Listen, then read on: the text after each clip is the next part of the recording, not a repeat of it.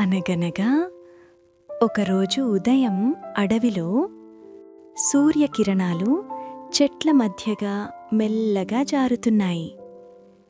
పక్షులు నిశ్శబ్దంగా ఎగురుతున్నాయి. ఆ అడవిలో అద్వైత అనే చిన్న అమ్మాయి ఒంటరిగా నడుస్తోంది. ఆమె ఎక్కువగా మాట్లాడదు, కానీ చుట్టూ ఉన్నదాన్ని శ్రద్ధగా గమనిస్తుంది. అప్పుడే ఒక చిన్న శబ్దం. అద్వైత ఆగింది. ఆ శబ్దం ఏంటా అని విన్నది.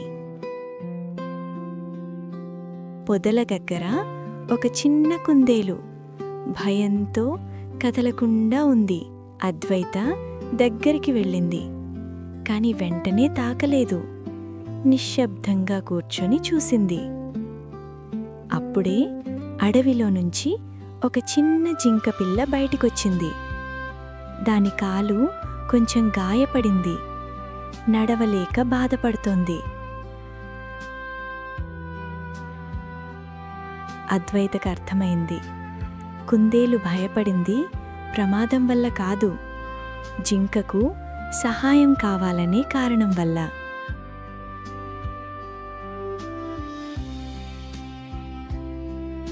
అద్వైత తన బ్యాగ్లో నుంచి చిన్న గుడ్డ ముక్క తీసుకుంది. దానిని చాలా మెల్లగా జింక కాలి చుట్టూ కట్టింది.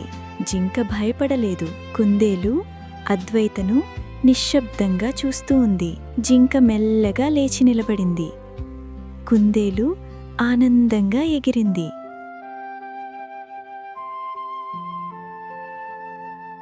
అద్వైత ముఖంలో చిన్న చిరునవ్వు. వెళ్లే ముందు ఒక్కసారి తిరిగి అద్వైతను చూశాయి. ఏ మాటలు లేవు, కేవలం చూపులు. జింక, కుందేలు మళ్లీ అడవిలోకి నడిచాయి.